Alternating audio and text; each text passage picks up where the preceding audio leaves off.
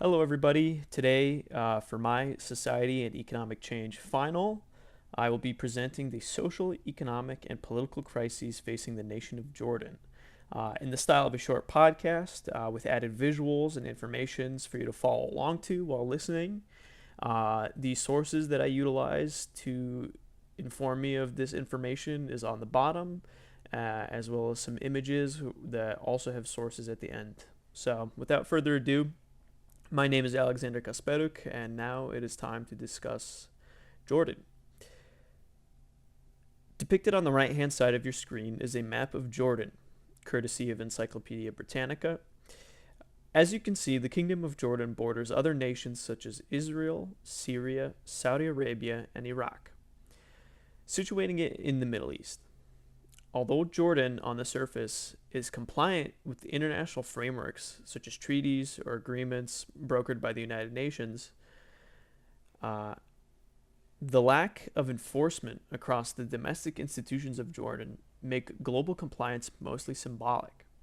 As a result, the country faces a variety of overlapping political, economic, social, and environmental issues that are incredibly rooted and reinforced by the actions of the state of Jordan.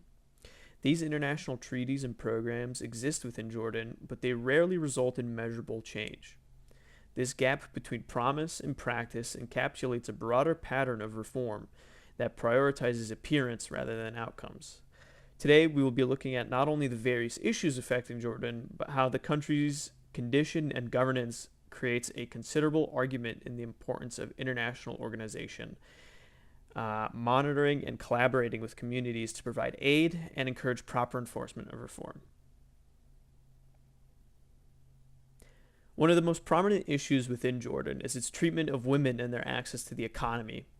Most of this information I'm going to discuss with you today stems from the Economic and Social Council of Jordan in partnership with the UN Women Organization in their work called the General Framework for Gender Equality in Jordan, which is cited down below. Within Jordan, women within the country are highly educated. Despite this, they remain excluded from most parts of the economy. This disconnect is not just a cultural barrier, but reflects deeper institutional problems. Jordan itself has signed on to the UN General Assembly Treaty of the Convention of the Elimination of All Forms of Discrimination Against Women, also known as the CEDAW, which is meant to protest and promote gender equality. Yet these commitments are rarely enforced, according to the Economic and Social Council. Cultural expectations within Jordan still limit women to domestic roles, and during economic issues brought on by events such as COVID-19, female workers especially were among the most vulnerable in losing their job. As you can see, this can contribute to rampant unemployment and a loss in the economic opportunities for women seeking equality. Organizations such as the UN Women note how without any sort of structural accountability from international bodies, these inequalities can persist. It's exactly groups like UN Women that are critical in discussing and highlighting these issues and even provide remedies. Moving on. You may have heard me utilize the term Kingdom of Jordan. This is because Jordan is one of the only remaining constitutional monarchies present in the world, meaning they have kings and princes that still have a prominent role in their government. Fully known as the Hashemite Kingdom of Jordan, their political system often presents the image of being reformist without actually shifting its power away from the monarchy. The monarchy itself maintains control over key institutions while selectively offering small political changes that looks like progress from outside perspectives. Russell E. Lucas, in his source, you can see on the bottom of your screen, notes how monarchical authoritarianism utilizes reform to neutralize dissent while keeping power centralized. Despite this centralized control, their own government faces the same kind of instability as the citizens they preside over. Recently, the once crowned Prince of Jordan, Prince Hamza, has been stripped of his title and placed under extensive house arrest, exposing tensions within the political leadership of the nation, according to Rydell. On the right-hand side is an image of him. Incidents such as this showcases how fragile this regime is beneath their reformist surface that they attempt to convey, as they only utilize reform through control and managing perception, as well as highlighting the role of international support when it can possibly reinforce systems that resist structural change or serious reform. Moving on to public protest. So, relatively recently, between 2016 and 2020, Jordan experienced instances of mass protests. All of these involved the population of Jordan calling out the rampant unemployment. The IMF imposed austerity measures and a renewal of older tax frameworks that would have assisted the people of Jordan. Unfortunately, this austerity means that Jordan was imposing widespread spending cuts and tax increases, typically on lower income individuals. Yasmina Abuzar notes that the government did somewhat respond well to these protests and seemed open to the changes, but quickly utilized pretrial detentions, restrictions to the internet, union dissolutions, and widespread arrests to quell these protests. As a result, these responses showcased that the state of Jordan was more invested in controlling its dissent than considering the possibility of reform and thus preserving their authority. This is another example of how such a regime can combine both repression and selective reform to survive, and highlights the need for international actors and organizations to step in and encourage meaningful reform and assist the individual communities that are in dire need of this assistance. On the right-hand side is an image of one of the protests. Moving on to slide 6. I mentioned previously Jordan is in fact situated within the Middle East, around Palestine, Iraq, Syria, all of which are ongoing extensive military conflicts.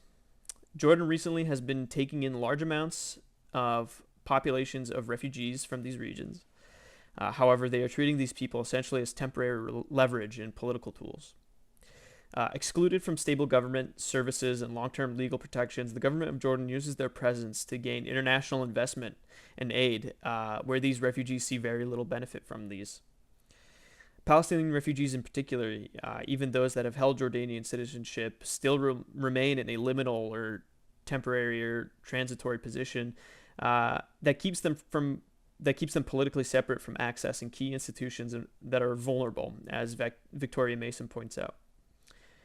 These exclusions are not coincidental. They reflect a state strategy that uses displacement as leverage for international funding that can only benefit a select few individuals, alongside a refusal for full integration for people that have lived in Jordan for several years and decades. This lack of fulfilled reform or aid, once again, it highlights a need for international oversight, especially considering how international funds are being utilized and influenced within Jordan.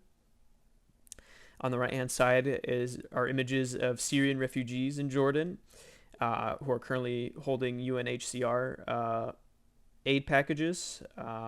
This image is courtesy of the Carnegie Endowment for International Peace. Moving on to the class hierarchies. Taking a look at some of the social issues within Jordan, these issues stem from historical precedents. Originally, Jordan was known as the Emirate of Transjordan. A picture on the right-hand side is an image from the Library of Congress. One of the founding meetings between the Kingdom of Britain and the founders of Transjordan is pictured here. This term is still utilized today, Transjordanians, and it's specifically used to denote the older, more established families within Jordan, typically wealthier, and it makes a connection between the colonial history of Jordan and these wealthier communities. These communities, however, in recent years are not immune to widespread economic issues within Jordan. They too are facing economic instability within the nation. Johannes Becker, in their work is cited below, highlights how these economic issues are not causing more equitable wealth distribution, but it's actually cementing greater instances of social resentment in Jordan between these once wealthier families and newer demographics, such as the large influx of refugees within the nation, creating a sort of us versus them mentality.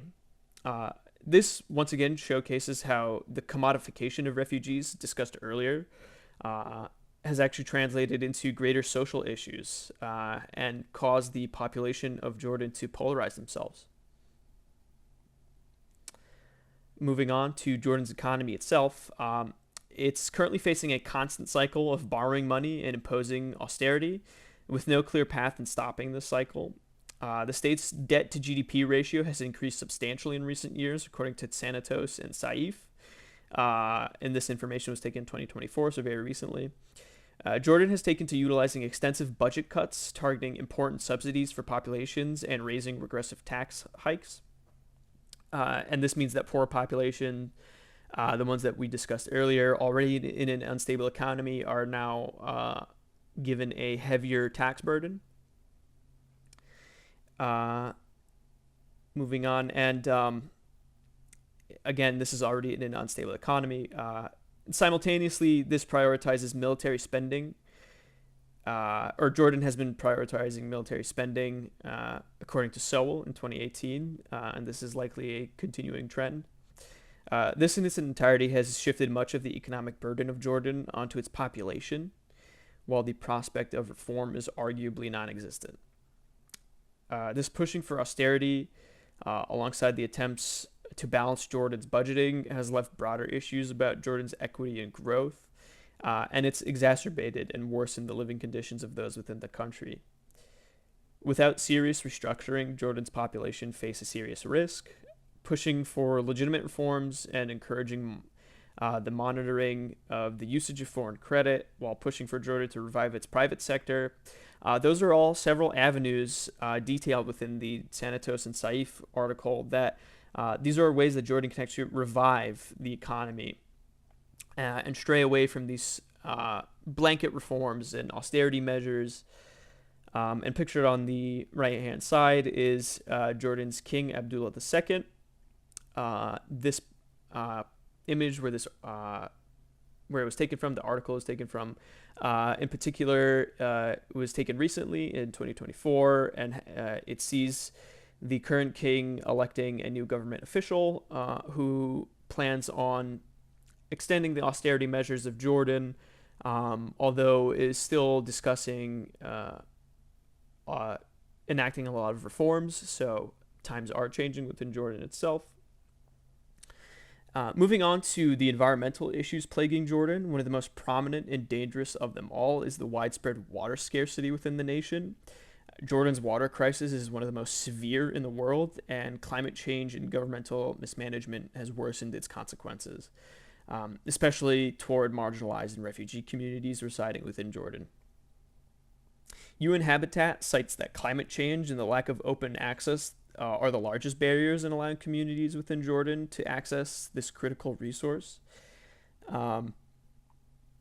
Population growth, droughts, and poor infrastructure present an immense environmental crisis within Jordan. Despite the somewhat negative outlook of this entire presentation, the economic issues, the social issues, the political issues, the water crisis within Jordan actually presents some of the strongest evidence for how viable international intervention is. So UNICEF and UN Habitat itself have provided various infrastructure projects, pictured on the right-hand side as examples. These projects don't just address the widespread scarcity, but they likewise provide a precedent on how external aid can increase the living conditions for vulnerable communities within Jordan, whereas other economic and the political issues discussed earlier still face persistent issues. International accountability has presented considerable measures of reform and is most likely the best way for Jordan to bring about change. So moving on to the role of international organizations, sort of a recap. With the various social, political, and environmental issues rampant within Jordan, this presents an argument in favor of how these issues can legitimately be addressed by international cooperation when domestic institutions fail to produce measurable reform efforts. So, UN Women, discussed earlier, laid out an important framework for gender equality, and they pointed out the lack of implementation and encouraging the utilization of employment international corporations in employing women and providing them opportunities. UN Habitat and its partnership with UNICEF itself presented considerable success due to their commitment in creating necessary infrastructure and the enforcement of their goals. And even groups such as the Economic Reform Forum that sponsored the Sanitos and Saif article showcase analysis that can be critical in diagnosing the issues present within Jordan, as well as recommending various avenues in improving the country's condition. All three of these organizations present various benefits in which international cooperation can benefit nations like Jordan. By providing analysis, discourse on the issue, as well as the fulfillment of actual change. This showcases the critical need for international organizations in addressing accountability. To recap, Jordan's issues are not the result of isolated crises, but are the direct result of political and economic systems that resist real change, ranging from gender inequality to elite driven economic policies, the exclusion of refugees, and incredibly dangerous environmental issues. There exists an underlying trend behind all of these, and this trend being the existence of promised reform that is rarely fulfilled. International frameworks may be signed by countries like Jordan, but the lack of enforcement only exacerbates these issues and creates a cycle of societal frustration and human suffering. Despite these conditions, international support should arguably shift from symbolic partnership and the issuance of credit and employ greater enforceable expectations instead. Providing aid, analysis, and discussions on these topics presents important steps in addressing the issues that are negatively affecting the populations residing within nations such as Jordan. Encouraging a greater degree of oversight and accountability within the international community are arguably the most successful mediums in which measurable change and reform can occur, not just in Jordan, but in other nations that are in dire need of addressing the myriad of global issues affecting the world. Pictured on the right-hand side is once again an image of the King of Jordan, Abdullah II, and he is addressing the United Nations. This was taken recently in 2023, and in his general debate, this one specifically, he calls for greater aid for refugees, and he even notes that his own country is facing considerable economic problems. Whether or not he plans to fulfill the aid towards these populations residing within his country, or whether or not this is sincere or not, these sort of discussions, these analyses, this international cooperation, and the accountability provided by organizations such as UN Women, UNICEF, UN Habitat, and the Economic Reform Forum are all important steps toward assisting these people who are in dire need of help. For the past decades or so, Jordan and its populations have suffered. They are cut off from resources.